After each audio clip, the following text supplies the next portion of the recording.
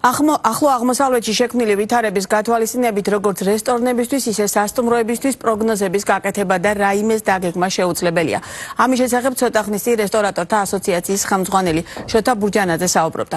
დღეს არსებული გამოწვევები პირდაპირ კავშირშია გლობალურ პროცესებთან და მნიშვნელოვან გავლენას ახდენს ტურიზმის სექტორზე, აცხადებს HSE Group Hospitality-ის დამფუძნებელი გიორგი დოლიძე.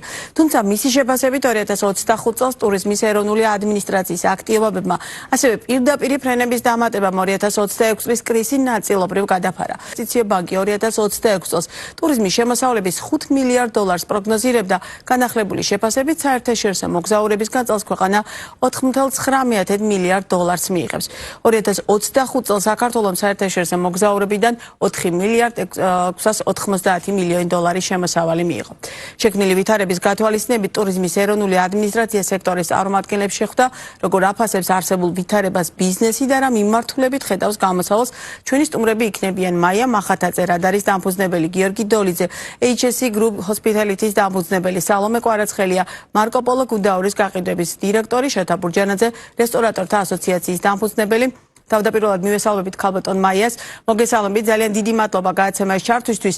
მაშასე, როგორია თქვენი შეფასებით არსებული სურათი დღეს და აუცილებლად მინდა ვისაუბროთ იმ მოლოდინებზე, რომელიც ამ შემთხვევაში თქვენ გაქვთ მთელი წლის განმავლობაში. რა სურათია საქართველოს ტურიზმის ინდუსტრიაში? მოგესალმებით, ძალიან დიდი მადლობა ყურადღებისთვის და ამ სფეროთი დაინტერესებისთვის. ჩვენ ამ შემთხვევაში მუშაობთ რამოდენიმე პროექტზე. განცალკევებით ასევე მე გახლავართ Gino Hospitality-ის, ანუ Gino Hotels Group-ის ყველა სასტუმროს ამჟამად მმართველი გენერალური მენეჯერი და აგრეთვე საერთაშორისო ბრენდ IHG-ის წარმომადგენელი საქართველოში მისი სასტუმრო ინდიგოს სახელით. შესაბამისად, საკმაოდ ფართო სპექტრს ფარავს ამჟამად რადარიც და მეც როგორც მმართველი მენეჯერი სასტუმროების და გეტყვით, რომ ჩვენი მდგომარეობაც ანალოგიურია, როგორც ჩემი სხვა კოლეგები აღნიშნავენ. მდგომარეობა არის შემდეგი, რომ ფაქტიურად ძალიან დიდი რაოდენობა იმ სტუმრების, რომლებიც მოემართებოდნენ ზუსტად იმ რეგიონიდან, სადაც დღეს ყველაზე ცხელი კერა ნამდვილად გაუქმებულია, დახურულია ჩვენთვის ისრაელის ბაზარი და ასევე გალფის და არაბეთის ქვეყნები. დღეს ასეთი ინფორმაციაც კი მივიღეთ, რომ თვითონ გალფის კომპანიები, რომლებიც ჩვენთან პარტნიორულ ურთიერთობაში არიან საკმაოდ დიდი ხანია, რაღაცა ნაწილობრივ თქვათ ონლაინ რეჟიმშიც კი გადავიდნენ და თავიანთი ოფისების დროებით დახურეს. რა თქმა უნდა, როგორც ყველა ისე მეც და ჩემი კომპანიაც და ასევე სასტუმრო ინდუსტრიაც ვართ შესაბამისად მოლოდინში იმის, რომ ეს პროცესი ნამდვილად უახლოეს პერიოდში დასრულდება, ანუ ეს კრიზისი უახლოეს პერიოდში დასრულდება, იმიტომ რომ ჩვენ ახლა შევდივართ ფაქტიურად აღმავალი სეზონის ეტაპზე ვართ, რაც ნიშნავს იმას, რომ ზამთრის კრიზისული მდგომარეობიდან უნდა გამოვდიოდეთ აქტიურად და ვემზადებოდეთ სეზონისთვის. ძალიან დიდი იმედი მაქვს, რომ ამის მზაობის, მოლოდინის მზაობას ძალიან მალე ვიგრძნობთ ტურიზმის ინდუსტრიაში. ქალბატონ მაია, თუ მოახერხეთ დაუშვათ სხვა ბაზრებიდან ტურისტების აი იმ დანაკარგი შევსება, მათ შორის პარტნიორების გათვალისწინებით, თუნდაც ის მიმართულები, რომელიც თქვენ ჩამოთვალეთ, რომელ პარტნიორ მენეჯერსაც წარმოადგენთ ამ შემთხვევაში, რომელი კომპანიებისაც, თუ მოახერხეთ და თუ ჩანს პერსპექტივა, რომ დაუშვათ ამ სხვა ბაზრებიდან, რომელიც პირველი კვარტალის განმავლობაში საკმაოდ კარგი იყო საქართველოს ტურიზმის ინდუსტრიისთვის, განსაკუთრებით იანვარ-თებერვალი, იმიტომ რომ მარტში უკვე აქტიური საომარი მოქმედებები მიმდინარეობდა. რეალურად იმ ბაზრებიდან დააკომპენსიროთ არასრულად ბუნებრივია, იმიტომ რომ საკმაოდ მნიშვნელოვანი ბაზარია ისრაელის და გალფის ქვეყნებით საქართველოსთვის, განსაკუთრებით მაღალმხარჯველიანი ტურისტების მოზიდვის კუთხით და ერთ ბაშად ასე დაკომპენსირება შესაძლოა არ მოხდეს, თუმცა რამდენად შესაძლებელია სხვა ბაზრებიდან დაუშვათ ტურისტების გადმომისამართება ამ ნაწილში. ეხლა როგორც დავაკვირდი ტენდენციას, ფაქტიურად იყო რამოდენიმე ნიშა, რომელმაც შეინარჩუნა ჯავშნის ტემპი, არ გაუქმებიათ ჯავშნები და პირიქით შეიძლება ითქვას, რომ ჯავშნებით აქტიურად შემოვიდნენ ჩვენ სასტუმროებში, მაგრამ ეს არ არის კონკრეტულად რომელიმე ქვეყანა, ეს არის ზოგადად მიმართულება, როგორიც არის სპორტული მიმართულება, ანუ სპორტული შეჯიბრებები, სპორტული ჯგუფები, რაც იყო დადასტურებული ფაქტიურად ჩვენ სასტუმროებში არ გაუქმებულა. კი ბატონო, ევროპის ჩემპიონატია ძიუდოში, ამას მოყვება ძალოსნობაში, ანალოგიური ჩემპიონატი შესაბამისად ეს აქტივები ბუნებრივია თავის ძალიან მნიშვნელოვან დადებით გავლენას ახდენს საქართველოს ტურიზმის ინდუსტრიაზეც. დიახ, იყო ფარიკაობის ჩემპიონატი, რაც ძალიან კარგად დაისახა ასევე წარსულში და საერთაშორის დაემთხვა იმ კრიზისულ პერიოდს. შესაბამისად, ეს მიმართულება საკმაოდ აქტიურად იყო და ამან ძალიან დიდი გავლენა მოახდინა განსაკუთრებით მსხვილ სანომრო ფონდიან სასტუმროებზე, რომლებიც ძალიან კარგად არიან ადაპტირებული სპორტულ და მსხვილ, როგორც არის მაის ტურიზმი და ასე შემდეგ ღონისძიებებზე. რაც შეეხება რამდენად შევძელით რომელიმე ბაზრით ჩანაცვლება, როგორ გითხრათ, ეხა ეს ალბათ ვერ გეტყვით, რომ შემიძლია დაგიდასტუროთ, იმიტომ რომ როდესაც მსგავსი წერტილოვანი, მომენტალური კრიზისი დგება, ესე მოკლე პერიოდში შეუძლებელია რომელიმე ბაზრით ჩაანაცვლო. ეს ხომ არ არის რაღაც თაროზე შემოდებული ნივთი, რომელიც შეგიძლია გადმოიღო, ამიტომ ჩვენთვის ძალიან მტკივნეულია ეს პერიოდი, პაუზა პერიოდი, რომელიც ზუსტად ამ ვერ ამოვსებას იწვევს, იმიტომ რომ ჯერ ისედაც მოგეხსენებათ, რომ ზამთრის სეზონი ცალსახად არის ძალიან მტკივნეული, ჩვენ ჯერჯერობით ვერ ვახცევთ იმას, რომ ვიყოთ 4 სეზონის ქვეყანა, ამიტომ ზამთრის სეზონის შემდეგ ისედაც თქვათ კრიზისიდან ვერ გამოსული სექტორი თქვათ დგება გარკვეულწილად, ჩვენთვის გაზაფხული არის გარდამავალი პერიოდი აქტიურ სეზონსა და დაბალ სეზონს შორის, ესე ვთქვათ, გაღვიძების და მომზადების პერიოდი, რომელიც სამწუხაროდ გამოვტოვეთ უკვე, რადგან აპრილი ძალიან მალე დასრულდება და მაისი უკვე სეზონია. ამიტომ ვერ გეტყვით ნამდვილად, რომ ესე მომენტალურად რაიმე შევავსეთ ფაქტიურად ისაც სიცარიელე საკმაოდ ისეთ მძიმე ტვირთად გაყვება ჯერჯერობით სეზონის პიკს მომდგარ პერიოდს. კი ბატონო, ძალიან დიდი მადლობა, რომ ჩაგვერთეთ გადაცემაში. მაია მახათაძე იყო ბიზნეს პარტნიორის პირდაპირ ეთერის სტუმარი და გადმოვდივარ სტუდიაში, სადაც იმყოფებიან ასევე ტურისტული სექტორის, სამასპინძლო სექტორის წარმომადგენლები. მოგესალმებით, ძალიან დიდი მადლობა გადაცემაში სტუმრობისთვის. არ თუ მარტივ პერიოდში გიწევთ საქმიანობა, თუმცა თავდაპირველად მინდა რომ დავიწყოთ იანვარ-თებერვლის მაჩვენებლებზე საუბრით, განსაკუთრებით გუდაურის შემთხვევაში, ალბათ ერთ-ერთი ყველაზე დატვირთული და კარგი წელი ჩანდა ყოველ შემთხვევაში. რამდენად რეალურად ეს ასია, ტურიზმის ეროვნულ ადმინისტრაციამ ცოტა ხნის წინ გუშინ გამოაქვეყნა სტატისტიკა პირველი კვარტლის და საკმაოდ კარგი მაჩვენებლებია საერთაშორისო მოგზაურობის კუთხით. მე ცალკე შევეხები, ბუნებრივია, შემდგომ უკვე მარტის თვეს, როდესაც ახლო აღმოსავლეთში საგრძნობლად იყო გამწვავებული ვითარება და შესაბამისად ეს ბუნებრივია გავლენას ახდენდა ყველაფერს. მოგესალმებით, მივესალმებით ჩვენს მაყურებელს, მადლობა. გუდაურში, პრინციპში, ქალბატონმა მაიამ რაც აღნიშნა, ჩვენ ისეთი რეგიონი ვართ, სადაც პირიქით ზამთარი არის ჩვენთვის მაღალი სეზონი. და ყოველწლიურად, ანუ მომავალი წლის გეგმარებას როცა ვაკეთებ, საკმაოდ ისეთი ამბიციური ის გვაქვს ხოლმე და შესაბამისად ეს წელიც არ იყო გამონაკლისი.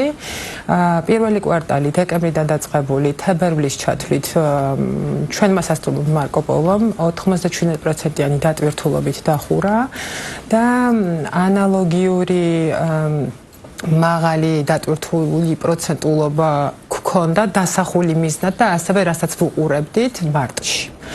ჩვენ იქიდან გამომდინარე, რომ ეს არის სამთო-სათხილამურო კურორტი, სკი რეზორტი ხო, გუდაურის, რეალურად სტუმრები ყავს ევროპიდანაც, ახლო აღმოსავლეთიდან, ისრაელიდან და ძალიან, როგორ გითხრათ, ესეთი და ასევე რა თქმა უნდა ჩვენი ქართველი სტუმრებიც და ესეთი ძალიან აქტიური სეზონი იყო. ამ აქტიური სეზონის პროცესში ასევე სხვა მაგალითად თებერვლის თვეში ასევე იყო ჩატარდა ფესტივალი ძალიან დიდი open air-ის, რომელიც ასევე ძალიან ეხმარება მსგავსი ტიპის ღონისძიებები, რა თქმა უნდა, რეგიონს, რომ უფრო მეტი დამსვენებელი მოიზიდოს და ძალიან ისეთი შემართებით ვიყავით. ნამდვილად წინა წელთან შედარებით წლევანდელმა წელმა ნამდვილად გადააჭარბა იმ მოლოდინებს, რაც გვქონდა. მაგრამ თებერვლის ბოლოს ახლო აღმოსავლეთში რა სიტუაციაც განვითარდა და ახლა როგორც მიმდინარეობს ეს ყველაფერი, რა თქმა უნდა გამონაკლისები არ ვართ და ჩვენზეც ძალიან აისახა და მაგალითად მარტის დატვირთულობა დასახული 92%-დან 60%-მდე ჩამოვიდა და ჩვენთვის ეს ძალიან ის იყო, რა ქვია. მაგრამ მიუხედავად რომ უშუალოდ გამოსავლად რა მიგაჩნიათ ხოლმე, მაგალითად პირობითად თუნდაც ის 60% შენარჩუნებაც საკმაოდ კარგად მოგიხერხებიათ, პირდაპირ შემიძლია გითხრათ, იმიტომ რომ ძალიან რთული არის ასეთ დროს და უშუალოდ უცებ გამოსავლის პოვნა, იმიტომ რომ ქალბატონმა მაიამაც აღნიშნა, ტურიზმი არ არის რაღაცა თაროზე შემოდებული ეს და უშუალოდ ჯავშნები არ არის, ხო, ბუნებრივი და ასე უცებ აი როგორ მოახერხეთ პირობითად თუნდაც მარტისთვის ეს ყველაფერი გამოწვეული ის რომ 60%-ზე შენარჩუნა ჩვენი დატვირთულობა არის ის რომ სტუმრები ძირითადად დამსვენებლები იყვნენ ევროპიდან და ჩვენ საერთოდ როდესაც ვუყურებთ ხოლმე ან სტატისტიკას ხო ვუყურებთ საიდან არის ყველაზე მეტი მოგზაური საიდან შემოდის და ჩვენი რეგიონი ვისთვის არის ყველაზე საინტერესო ამასთან ერთად ყოველთვის ვმუშაობთ პარალელურად ანუ არ ვჩერდებით არ ვართ ჩამოკიდებული მაგალითად მარტო იმ ბაზებზე რომელთაც ვიცით რომ აპრიორი სტუმარი ჩამოვა პარალელურად მუდმივად ვმუშაობთ იმ ქვეყნებზე მაგალითად ეს იქნება ევროპა, ამერიკა, ბრიტანეთი, საიდანაც შუა აზიის ქვეყნები, მაგალითად ყაზახეთი, ანუ რეალურად ის ქვეყნები, საიდანაც პირდაპირ ფრენები გვაქვს, ჩვენ ძალიან აქტიურად ვმუშაობთ, იმიტომ რომ ვხედავთ პოტენციალს და აი მაგალითად ბრიტანეთი ამის კარგი მაგალითად არის. ჩვენ მივიღეთ ტურიზმის ეროვნულ ადმინისტრაციასთან ერთად ვიყავით ბრიტანეთში ნოემბერში გამოფენაზე წასულები და ძალიან კარგი შედეგი მოგვიტანა ამან. უკვე ამ წელს თებერვალში ძალიან დიდი ჯგუფი მივიღეთ ბრიტანული და რეალურად ეს მუშაობა, ანუ კერძო სექტორი და ტურიზმის ეროვნული ადმინისტრაციის ეს რაღაცა ერთობლივი მუშაობა საკმაოდ დიდ შედეგს გვაძლევს ხოლმე. ცალკე ესე არაფერი არ გამოდის. ეს არის ძალიან მნიშვნელოვანი და ამიტომ ეხლა მაგალითად აპრილის თვეში უკვე იქიდან გამომდინარე რომ გუდაურის სეზონი მთავრდება ხოლმე სადღაც აპრილის 10 რიცხვს, იმიტომ რომ ჩვენ დამოკიდებული ვართ ხოლმე თოვლზე რა თქმა უნდა. და როცა იხურება ლიფტები სასრიალოდ ვეღარ ადის ხო ვეღარავინ და თოვლიც აღარ არის რა თქმა უნდა უკვე დამოკიდებული ვართ ჯგუფებზე და ეს ჯგუფები ძირითადად რა თქმა უნდა არის ახლო აღმოსავლეთი გალფის ქვეყნები არაბეთი და ჩვენთვისაც ეხლა საკმაოდ რთული პერიოდი და ისეთი აღმოჩნდა მოკლედ დიდი გამოწვევების წინაშე დავდექით. მუშაობთ აქტიურად, ნამდვილად ძალიან, მაგრამ ამ ჯგუფების ესე ჩანაცვლება ესე მარტივად არ ხდება. იმიტომ რომ აქ ხო ხდებით, წინასწარ ხდება ყველაფერზე მოლაპარაკება, დიდი ხნით ადრე უკეთდება ამ ყველაფრის პროგრამაში შეყვანა, ანუ მოლაპარაკებები და რეალურად ესე მარტივად ვერ ვანაცვლებთ, რა თქმა უნდა. სამწუხაროდ დღეს რა რეალობაც გვაქვს არის რთული ნამდვილად, მაგრამ რასაც ვუყურებთ ახლა მაისის ივნისის თვეებს იმედი გვაქვს რომ თუ ეს ყველაფერი რა ვიცი დავაგდება და დამშვიდდება ზოგადად მსოფლიოში სიტუაცია რასაც ვუყურებთ ის დატვირთულობა ისევ ესე აქტიური გვექნება. კი ბატონო. ბატონო გიორგი, თქვენ ამ შეხვედრის შემდგომ რომელიც ტურიზმის ინდუსტრიამ გამართეთ ტურიზმის ეროვნული ადმინისტრაციის ხელმძღვანელებთან ამ შეხვედრის შემდეგ კომენტარისას თქვით რომ გარკვეულწილად ტურიზმის ეროვნული ადმინისტრაცია გრძნობს იმ რეალურ ვითარებას რომელიც არის და რაღაც ერთობლივად საკმაოდ კარგი ყოველ შემთხვევაში მოლოდინი გაქვთ. რა გაძლევთ იმის თქმის საფუძველს რომ შეიძლება დაუშვათ წელი როგორ კარგადაც დაიწყო ასევე გაგრძელდეს. რა თქმა უნდა აქ ძალიან დიდ როლს თამაშობს თავად ახლო აღმოსავლეთში მიმდინარე პროცესები რამდენად სწრაფად და დროულად დასრულდება, რამდენად ისე დასრულდება როგორც პირობითად შეიძლება რომ რომელიმე ამ კონფლიქტის მონაწილეს მხარეს ქონდეს დაგეგმილი და შემდგომ ეს მთლიანობაში რა ტიპის მოლოდინებს გიქმნით მუდმივად განსაკუთრებით თქვენ შემთხვევაში იმიტომა საინტერესო რომ თქვენი რამდენჯერაც ამ ეთერში ბრძანდებოდით მუდმივად საუბრობთ რომ ძალიან მაღალი დატვირთულობით მუშაობდით და 80 და 90%-იან დატვირთულობაზე ამახვილებდით ყოველთვის ყურადღებას. ამიტომა საინტერესო რომ თქვენაირი ტიპის დაუშვათ სასტუმროების შემთხვევაში როგორი სურათი გვაქვს დღეს. მოგესალმებით, მადლობა მოწვევისთვის. რა თქმა უნდა, ეს არაერთხელ აღნიშნავს, რომ ზოგადად სინერგია ტურიზმის ადმინისტრაციასა და კერძო სექტორს შორის არის ძალიან მნიშვნელოვანი, ასევე 2025 წელს განხორციელებული გადაწყვეტილებები, რომლებიც ძირითადად ეხებოდა იმ აქტივობებს, რამაც მოიტანა პირდაპირი ფრენების დამატება არაერთი მიმართულებიდან, ამან პირდაპირი გავლენა იქონია მარტის 15-დან და თუნდაც დღემდე პერიოდში იმაზე, რომ ჩვენ უფრო ესე ვთქვათ ფართო მასშტაბიანად და მარტივად მოგვეზიდა ევროპიდან, ბრიტანეთიდან და სხვადასხვა ქვეყნებიდან ჩვენთვის ის ტურისტები, რომლებიც სწორედ შეავსებდნენ იმ დანაკლისს, რაც ჩვენ მარტის თვეში მივიღეთ ახლო აღმოსავლეთში შექმნილი ვითარებიდან გამომდინარე. ძირითადად იანვარი და თებერვალი, როგორც პროგნოზირებდით, იყო საშუალოდ 5-დან 10%-მდე უფრო მეტი, ვიდრე გასული წლის ანალოგიური პერიოდი. ზრდა, რა თქმა უნდა, პლუს 5-დან 10%-მდე ზრდა. მარტზე ყველა ერთხმად ვთანხმდებით, რომ ეს იყო დანაკლისი, ძირითადად ეს შეეხებოდა 15 მარტს, როდესაც ყველას თქვათ ის მოლოდინი ქონდა, რომ 10 მარტამდე შეიძლებოდა დამთავრებული ყოფილიყო. ამიტომ წინა შემთხვევაში იყო 12 დღიანი განვლილი გამოცდილებიდან გამომდინარე. საფულის პერიოდი იყო 12 დღეს გაგრძელდა, მაშინ ამაზე დაყრდნობით ძალიან სწრაფად გიწევდა გადაწყვეტილებების მიღება, რა თქმა უნდა, რომ რა გამოსავალი გეპოვა, თქვათ, სად შეიძლებოდა ფასის კლების ხარჯზე უფრო მეტი პრომოუშენი გაგეკეთებინა, მეტი პრომოცია და ყველა ვიცით, როდესაც კლებულობს მოთხოვნა, თუ პირდაპირ და ესე ვთქვათ სწრაფი ეფექტი გინდა ახალ ბაზრებთან ერთად შეგიძლია რომ გარკვეულწილად ფასდათმობის სანაცვლოდ შენ უფრო მეტი სტუმარი და ტურისტი მოიზიდო შენ სამართლ ობიექტში. ამ სტრატეგიამ რა თქმა უნდა გაამართლა, სწორედ უფრო მეტად გავააქტიურეთ, ჯერ დავიწყეთ თავდაპირველად დაბალი ფასდათმობით, შემდეგ ცოტა გავზარდეთ, შემდეგ ისევ დავაკელით და ყოველკვირეულად დღესაც გვიჭირავს პულსზე ხელი და ვაბალანსებთ. აი მაგალითად ეხლა რამდენი დატვირთულობა, რამდენი პროცენტიანი დატვირთულობა?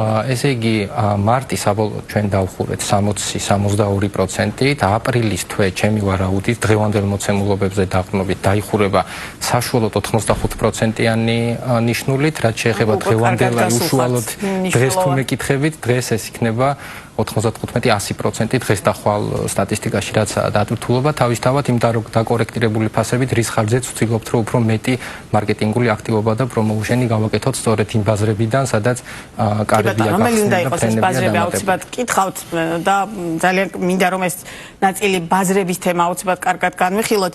რა ხდება სარესტორნო სამასპინძელ სექტორი მთლიანად არა მხოლოდ სასტუმროები, არამედ რესტორნებსაც წარმოადგენს და შესაბამისად მათ შორის იმ შეხვედრაზეც, რომელიც გაიმართა ტურიზმის ეროვნულ ადმინისტრაციას და სწორედ რესტორატორებიც ესწრებოდით, რა ვითარება გაქვთ, ჯერ ამ კითხვით დავიწყო და მე აუცილებლად მინდა ვისაუბროთ, რამდენად სწორად ესმის სახელმწიფოსაც და კერძო სექტორსაც ასეთ სიტუაციებში რა გამოსავალი უნდა იპოვოს, რაც შეიძლება სწრაფად იმისთვის, რომ რეალურად ტურიზმის ინდუსტრია, რომელიც ქვეყნის ეკონომიკის უდიდეს და ალბათ უმნიშვნელოვანეს შემოსავლის წყაროს წარმოადგენს, სერიოზული დარტყმის ქვეშ არ აღმოჩნდეს. მოგესალმებით ჩვენს მაყურებელს, მოგესალმებით სტუმრებს. ეს კითხვა, რომელიც ახლა ზუსტად ის კითხვა დასვით ხალბატონო, რომელზედაც ასე ვთქვათ მომზადებულა, როგორ უნდა გავცეთ დღევანდელ სიტუაციას პასუხი. ყოველთვის ამ სტუდიაში იქნება თუ სხვა სტუდიაში, ყოველთვის ჩვენი პასუხი და კითხვა არის, როგორ იყო, როგორ არის, როგორ იქნება. და ასე ვთქვათ, ვფიქრობ, რომ რაღაც პერიოდის შემდეგ ქვეყანამ უნდა დაძლიოს ის აუცილებლობა, რა აუცილებლობებიც აქვს და რაღაც სხვა ეტაპზე უნდა გადავიდეს. და რას გულისხმობ ამაში? ჩვენ კოვიდიდან დაწყებული ყოველთვის ვსაუბრობთ კრიზისულ სიტუაციაზე, რა კრიზისულ სიტუაციაში ვარ და როგორ გადავლახოთ ეს კრიზისული სიტუაცია. შემდეგ პოსტკრიზისულ სიტუაციაზე ვსაუბრობთ და ძალიან იშვიათი არის პრევენციის მიღების აუცილებლობაზე საუბარი, ხო? დაახლოებით ბოლო 30 წლის განმავლობაში ჩვენი სფერო განვითარდა. ვერ შეადარებ ვერავითარ შემთხვევაში დღევანდელ სიტუაციას, წინა წლების სიტუაციას განვითარდა და რეალურად ბიზნესი სხვა მიმართულებით ჩამოყალიბდა. მაგრამ ეს ბიზნესი რომ გახდეს, რაც არის ჩემი სურვილი, სტაბილური, აი ეს არის ზუსტად იმ პრევენციული ნაბიჯების გადადგმის აუცილებლობა, რომელიც ბიზნეს სტაბილურობას მისცემს და რატომ უნდა იყოს ბიზნესი სტაბილური, ხო?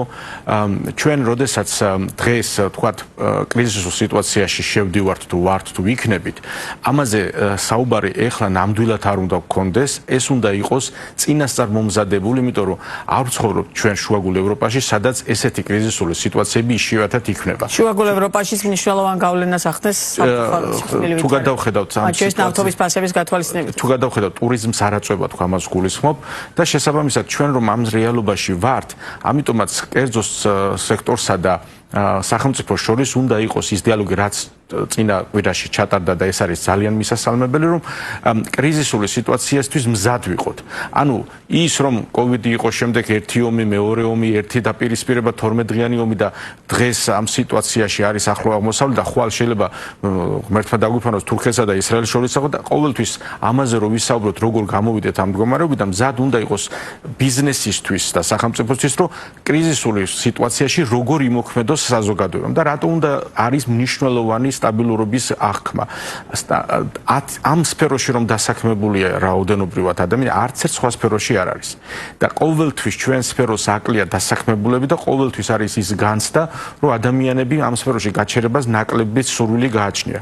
ამიტომაც სტაბილურობას, როდესაც გრძნობს, ძლიერდება ამ შემთხვევაში ბიზნესი, ჩვენ მცირე პრობლემების გადალახვის შესაძლებლობა ყოველთვის აგვაქვს, მაგრამ თუ ეს კრიზისი ასეთ სიტუაციაში გამოვა მდგომარეობაში ვარ და შემდეგ გადავლახავთ, ამ სტაბილურობის დაკარგვის შემთხვევაში უბრალოდ ვერ განვითარდება ისე სწრაფად ჩვენი ბიზნესი, როგორაც ეს ჩვენ გვინდა. მაგალითთვის ეს რომ მოვიყოთ მარტივად გასაგები რო იყოს ჩვენი მაყურებლისთვის, დასაქმებული ადამიანი, რომელიც ჩემთან არის მაგალითად ბიზნესში, ხო ის თუ ვერ გძნობს და ყოველთვის შიში არის, რომ თვის ბოლოს აიღებს თუ არა ხელფას, ის ყოველდღიურად ფიქრობს სხვა სამსახურის მოძებნაზე.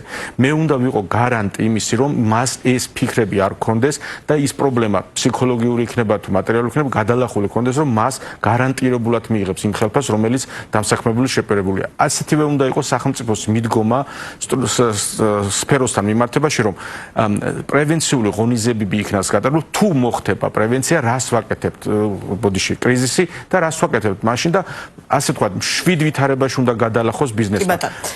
ეს რა შეიძლება იყოს? ეს შეიძლება იყოს საგადასახო კუთხით სხვადასხვა მიმართულებების, ასე ვთქვათ, გარკვეულ პერიოდით დათმობა, რაღაც ისეთი ღონისძიებების ჩატარება, რომელიც გარკვეულწილად რაღაც თვეების განმავლობაში ბიზნესისთვის მარტივი იქნება გადალახვა და ამ შემთხვევაში სტაბილურობის შექმნის შემთხვევაში ჩვენ მარტივად გადავლახავთ, რა თქმა უნდა, ყველაფერს ვერ დააზღვევ, მაგრამ დიდი დოზით თუ იქნება დაზღვევის შესაძლებლობა, საბოლოოდ, რომელიც მნიშვნელოვანი არის ჩვენი ეკონომიკისთვის, ტურიზმის სფეროს, საბოლოოდ იქნება განვითარების ახალ ეტაპზე. ამ ეტაპამდე უკვე მისული ვარ და ეხლა ამისთვის არის საჭირო სწორი ნაბიჯების გადადგმა და დიალოგი და ურთიერთჩართულობა კერძო სტრუქტურასა და სახელმწიფოს შორის. ხომ არის ბატონიშოთ რაზეც ახლა საუბრობს, მან ჩერს ბატონ გიორგი თქვენ შემთხვევაში, როგორი განცდა მაქვს იცით ასე დროს რომ რამდენად სწორი პოლიტიკა კერძო სექტორს, იცი სახელმწიფოს ახლა აუცილებლად მოვთხოვთ რაღაცას,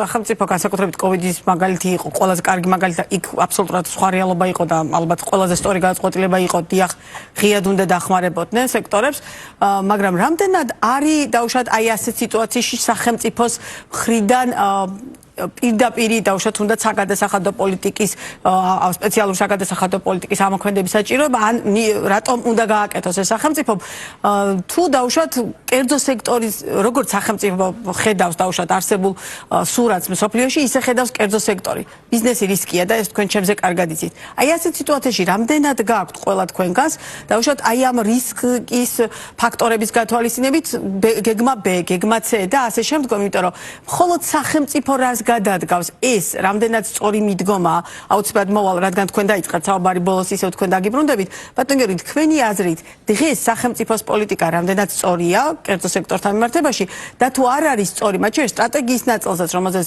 თქვენი კოლეგების ნაწილი მიიჩნევს რომ სწორედაც რომ სტრატეგია არის არსებობა არ ვიცი დოკუმენტურად გაწერილი თუ დოკუმენტურად გაუწერელი მაგრამ სტრატეგიის არსება აი ამ შემთხვევაში არის კი გამოსავალი რომ ყველაფერი სახელმწიფოს მხრიდან სახელმწიფოს გადაწყვეტილებებზე ვიყო დამოკიდებული და ჩვენ არაფერი არ გავაკეთოთ თუ დაუშვათ ერთობლივ მუშაობას ქვია სტრატეგია რაც შეეხება საგადასახადო შეღავათებს წინაკვირას გამართულ შეხვედრაზე დაისვა მსგავსი საკითხი და მიმართულება და პოზიცია სახელმწიფოს მხრიდან იყო ის რომ დაველოდოთ მოვლენების განვითარებას როგორც კერძო სექტორი ასევე სახელმწიფო რაც შეეხება ზოგადად სტრატეგიას ან კერძო სექტორის ქმედებას და პასუხს ან პრევენციას უშუალოდ კრიზისული სიტუაციების მიმართულებით რა არის იცით ძალიან დასანანია როდესაც ფაქტობრივად შენგან დამოუკიდებელი ყველანაირი მიზეზების იქეთ, სადაც არც შენ, არც სახელმწიფოს კონკრეტულად, როდესაც თენდება დღე და იგებ რომ იკეტება ორი შენთვის ერთ-ერთი ყველაზე სტრატეგიულად მნიშვნელოვანი ბაზარი,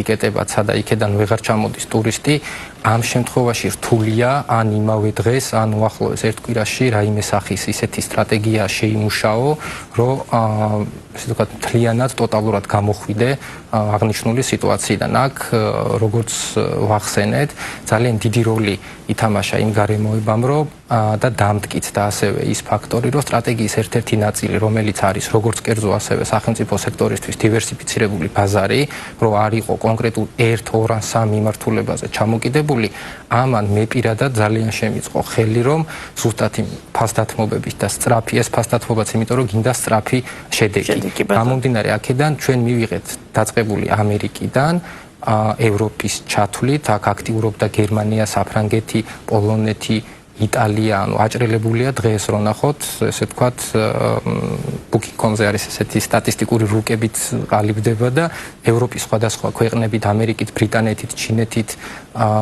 ჩვენი მეზობელი ქვეყნები აქტიურობენ ძალიან, რუსეთი, ყაზახეთი, უზბეკეთი, სომხეთი, აზერბაიჯანი, საქართველოს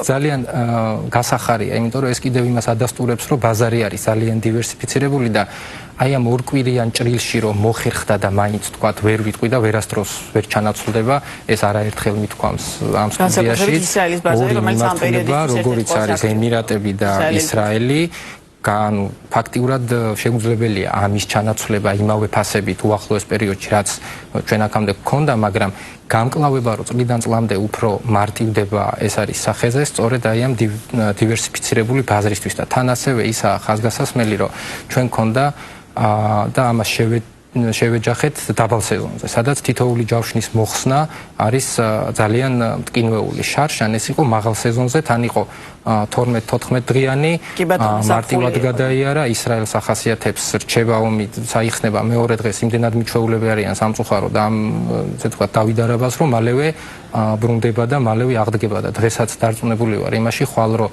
დასრულდეს ეს დაძაბულობა და საომარი ვითარებები, ძალიან მალე წამოვა ისევ ისრაელი და ყველაფერი დაუბრუნდება თავის გარემოებას. თუმცა ისევ და ისევ 2025-ში რა აქტივობებიც განხორციელდა, რა თქმა უნდა, ძირითადი ხელშესახები ეს იყო ფრენების დამატება, ეს იყო ის კოლაბორაციები, როდესაც ტურიზმის ადმინისტრაცია და კერძო სექტორი ერთად გამოფენებზე, როუდ-შოუებსა და სხვადასხვა აქტივობებში მონაწილეობას იღებდა სწორედ იმ სამიზნე ქვეყნებში, საიდანაც ფრენები გვემატებოდა, ან თვითონ იცოდნენ, რომ პოტენციურად უნდა დაგმატებოდა.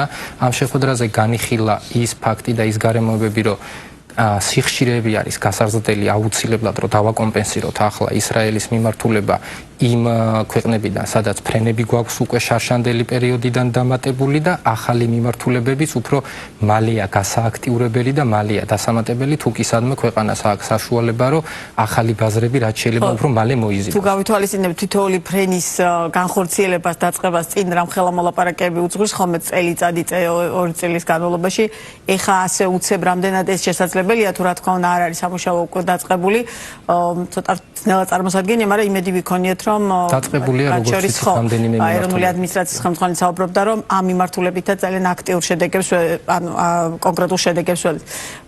ბაზრების დივერსიფიცირება არის თუ არა ერთ-ერთი პასუხი იმისა, რომ დაუშვათ სახელმწიფოს რამდენად სწორი ან არასწორი პოლიტიკა აქვს ამ შემთხვევაში ტურიზმის ინდუსტრიასთან მიმართებაში, რომ არ ვართ პირობითად, შეიძლება ვართ, არ ვიცი თქვენი გადმოსახედიდან ჩამოკიდებული რომელიმე ერთ კონკრეტულ ბაზარზე, იმიტომ რომ წლების განმავლობაში იყო საუბარი, რომ ჩვენ ვართ ერთ კონკრეტულ ბაზარზე, ამ შემთხვევაში რუსეთში ჩამოკიდებული.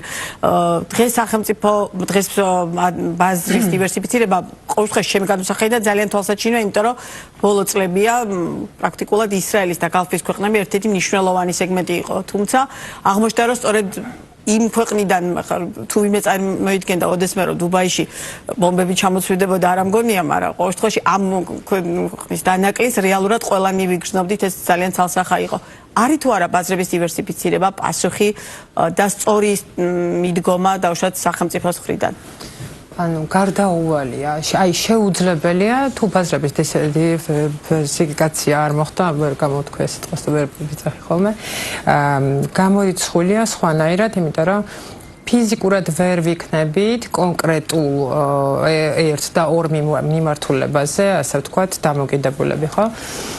ამიტომ აქტიურად ვმუშაობთ ჩვენ როგორც მანამდეც აღვნიშნეთ ძალიან აქტიურად ვმუშაობთ ხოლმე სხვადასხვა ბაზრებზე ადრე იმ ბაზრებზე მუშაობთ რომელზეც პირობითად ტურიზმის ეროვნულ ადმინისტრაციას სექტორთან ერთად უკვე განხორციელებული აქვს რო უჩვეულოები გამოფენებში აქვს მონაწილეობა მიღებული თუ დაუშვათ ისეთ ბაზრებზეც მუშაობთ სადაც საერთოდ არ აქვს შესულები თავისთავად ვმუშაობთ იმ ბაზრებზე ტურიზმის ეროვნულ ადმინისტრაციასთან ერთად რომელიც ვიცით რომ ანუ აქტიურად შესაძლებელია იქიდან და პოტენციალი არის რომ ტურისტები ჩამოვიყვანოთ ეს ერთი ყველაზე მნიშვნელოვანი კიდევ ერთხელ ხელავღვნიშნავ ეს არის ფრენები, სადაც პირდაპირ ფრენები გვაქვს, სიხშირეები, სადაც გაზრდილია და ჩვენ თვითონ სტატისტიკას როცა ვაკეთებთ, ვხედავთ რომ რომელიღაცა ქვეყნიდან, აი მაგალითად წელს ძალიან აქტიურად და ძალიან დიდი რაოდენობით სტუმრები მივიღეთ თურქეთიდან, რაც მანამდე არ იყო.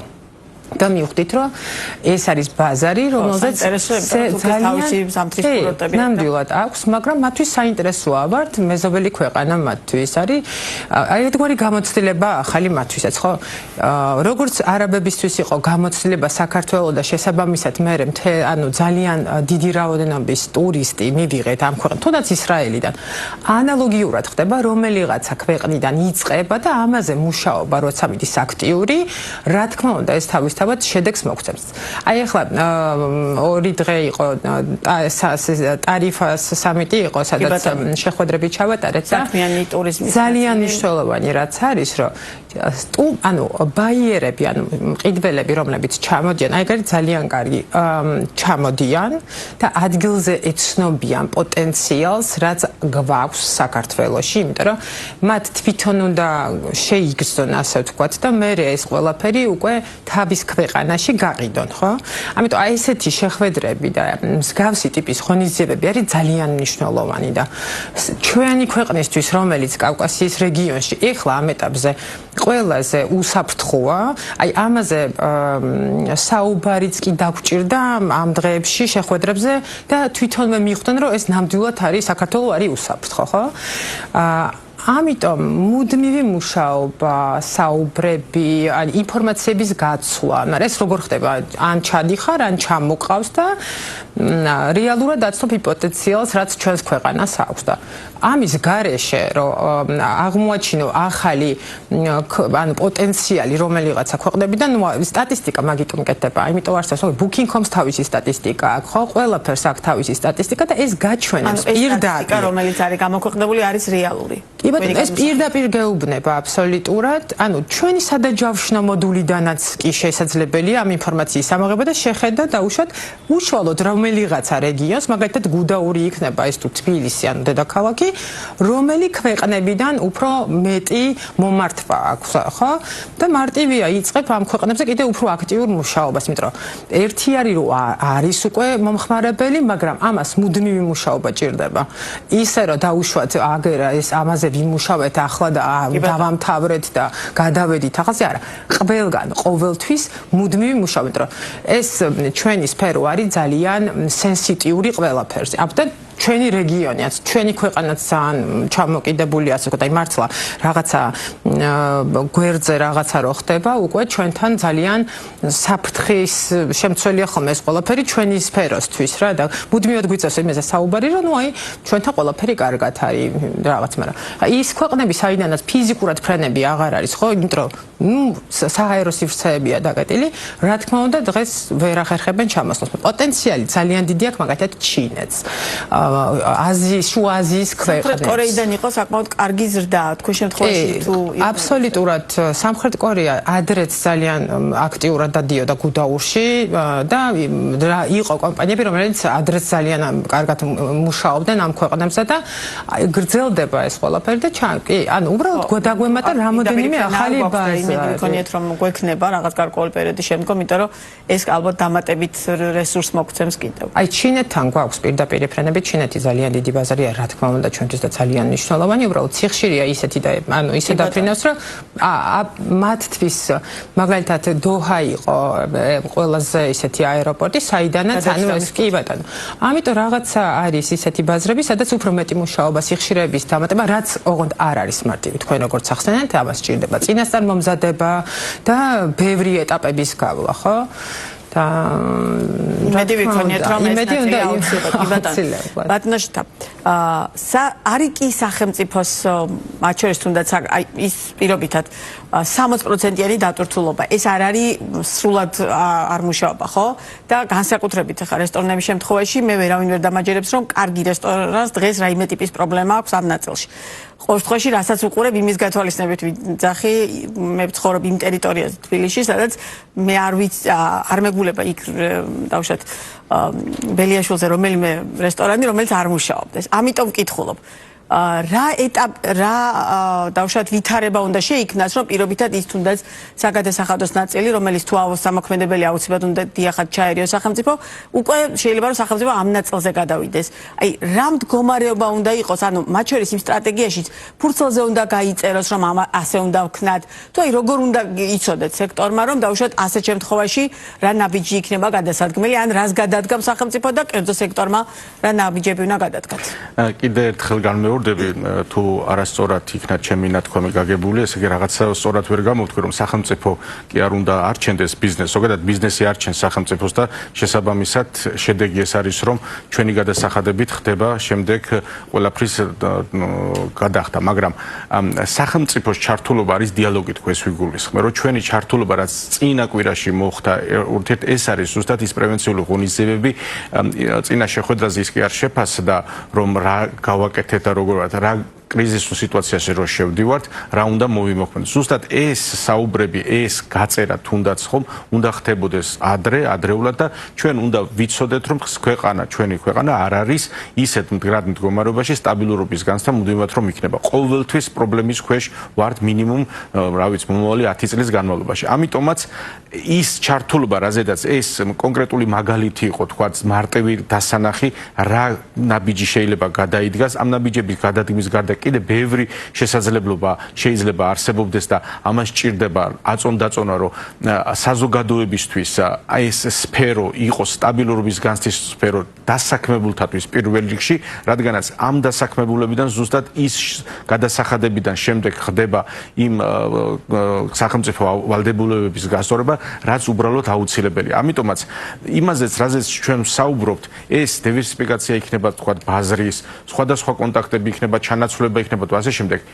ერთ თვეში და ორ თვეში კი არ მოხდება. გრძელვადიან პერსპექტივაში არის ეს განსაზღვრი. ჩვენ როდესაც რამოდენიმე წლის წინ ევროპაზე გვქონდა ორიენტირი და როდესაც მარტვის თვეში ბერლინში ჩვენ ვიყავით მასპინძელი ქვეყანა ტურისტული ფესტივალის, ეს შემდეგ გადავიდა ინდოეთზე, ჩინეთის ბაზრებზე და თითქოს და ევროპა მე ჩვენთვის აღარ არსებობდა. არ შეიძლება ჩემი აზრით, რომ ერთს მოწყდეთ, შემდეგ მეორეს მივეკეროთ და მეორეს მოწყდეთ და დღეს უკვე ინდოეთისგან ჩამოსულ ტურისტებზე არის აწყობილი მთლიანად ტურისტული მომავალი და ისეთი სიტუაცია მოხდა, რომ საერთოდ ინდოეთიდან ვეღარ მოფრინავს დღეს ტურისტი და შესაბამისად ის რაც უქონდა ის დავკარგეთ. ამიტომაც არის ის თუ მომავალში როგორ უნდა ვიხედოთ, რაზე რომ ყველა მხრივ უნდა გქონდა ჩვენ სამუშაო და არჩევანი არ უნდა გავაკეთოთ, ეს გვაწყობს ეს ქვეყანა და ეს ქვეყანა ჩვენთვის მიუღებელი არის, ნებისმიერი ქვეყანა შესაძლებელი უნდა იყოს ჩვენთვის ტურისტის მიღება, მაგრამ კრიზისული სიტუაცია როდესაც იქნება,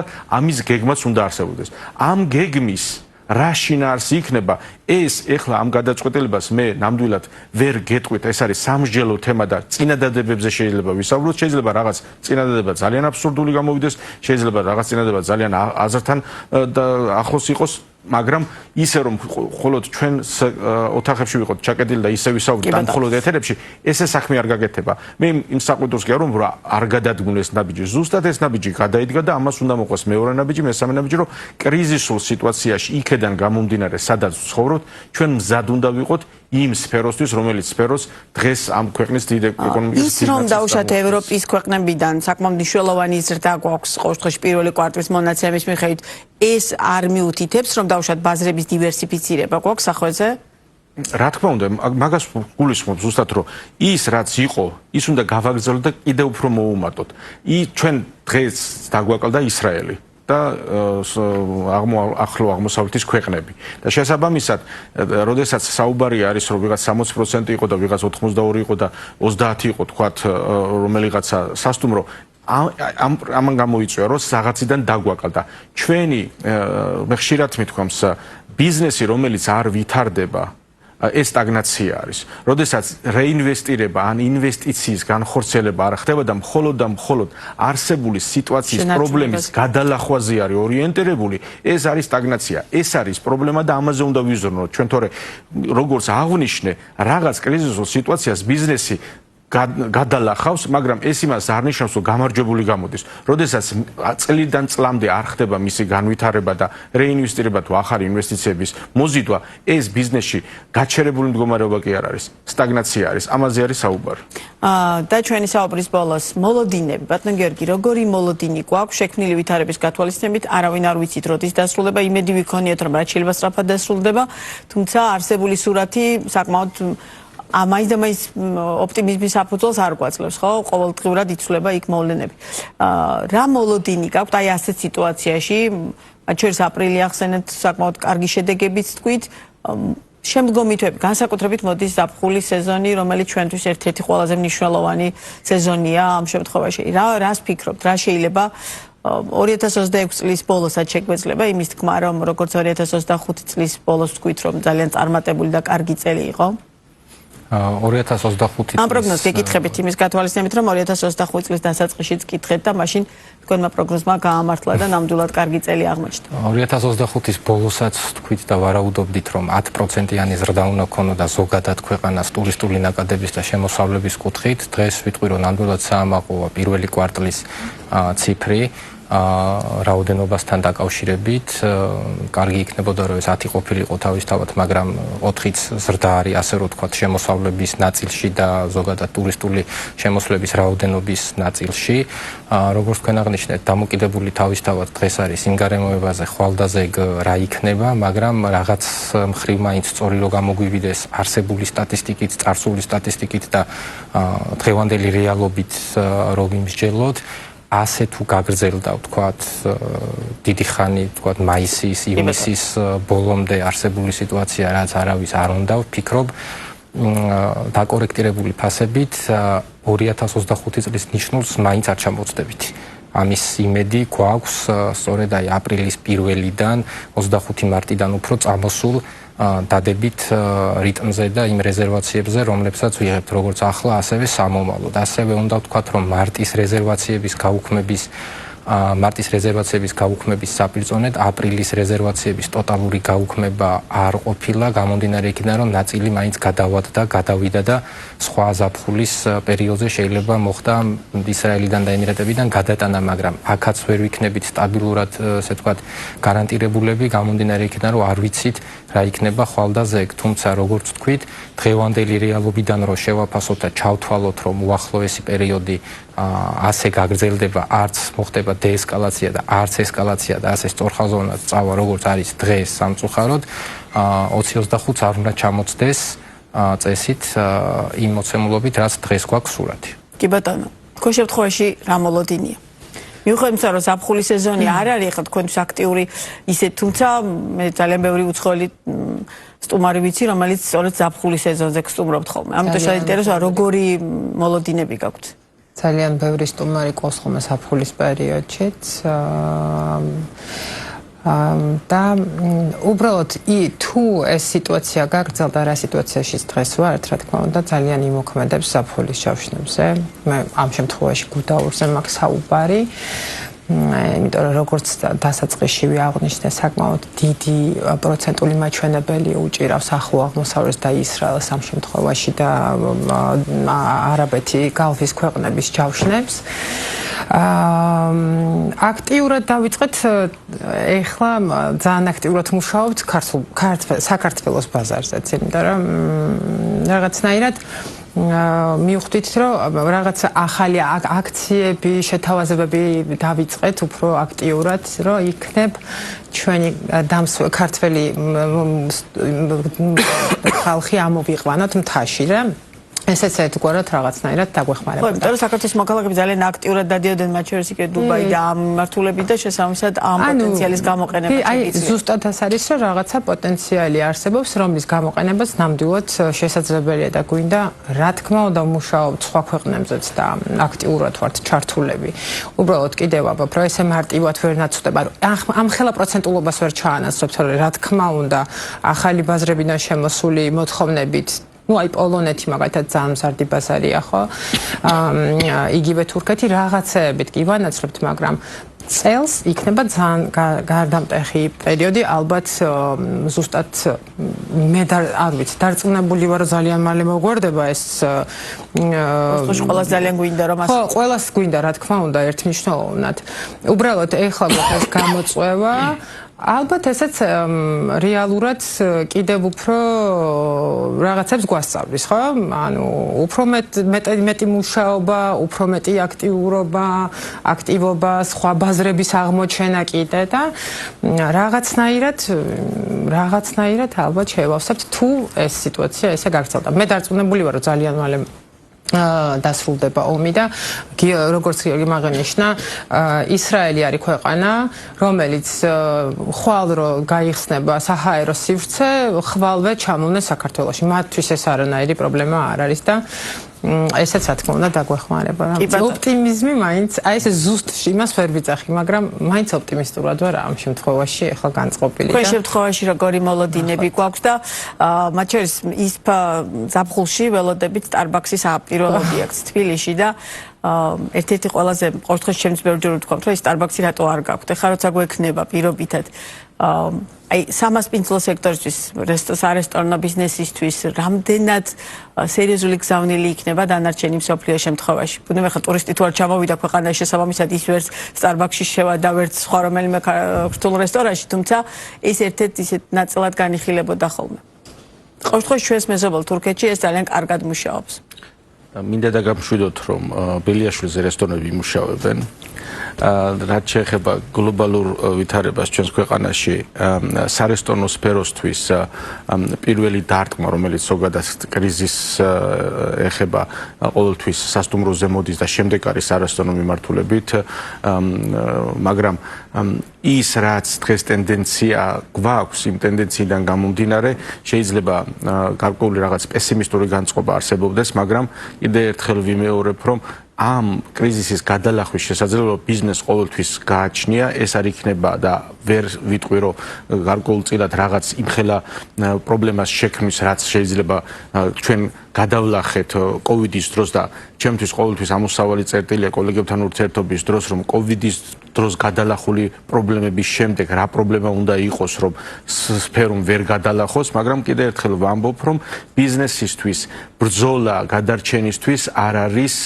პერსპექტივაში ყურება ეს არის მხოლოდ და მხოლოდ რაღაც პრობლემების გადალახვის შესაძლებლობები ამიტომაც სტაბილური მდგომარეობის შექმნა და რაღაც გარკვეული წინასწარი პრევენციული ღონისძიებების აუცილებლობა იქნება არა სტაგნაციის არამედ პროგრესის მომტანი ამიტომაც პროგრესულად უნდა შევხედოთ ამ ვითარებას და შესაბამისად ის კრიზისი რომელიც არსებობს მარტო საქართველოსთვის არ არის დამანგრეველი ეს ზოგადად სოფლიო პრობლემა არის და შეიძლება საქართველოსთვის ყველაზე მარტივი მაგრამ ჩვენ პატარა ქვეყანა ვართ და შემოსავალი ტურიზმიდან დიდი არის და ამიტომაც ამაზე უნდა ვიბრძოლოთ როგორც სახელმწიფო კერძო სექტორმა განვითარების ყველა შესაძლებლობა გქონდეს. კი ბატონო, ძალიან დიდი მადლობა სტუმრობისთვის. მე იმედი მაქვს რომ რაღაც გარკვეული პერიოდის მერე კვლავ გიმასპინძლებთ და ბევრად ოპტიმისტური მოლოდინები გექნებათ, იმიტომ რომ დიახ ბატონშოთა ნამდვილად თქვენი ინდუსტრია მთლიანობაში სამასპინძლო სექტორი არის ის სფერო, რომელიდანაც ქვეყანას ძალიან დიდი შემოსავალი აქვს და ყველას იმედი გვაქვს რომ ეს შემოსავლები არათუ შემცირდება, არამედ პირიქით გაიზრდება.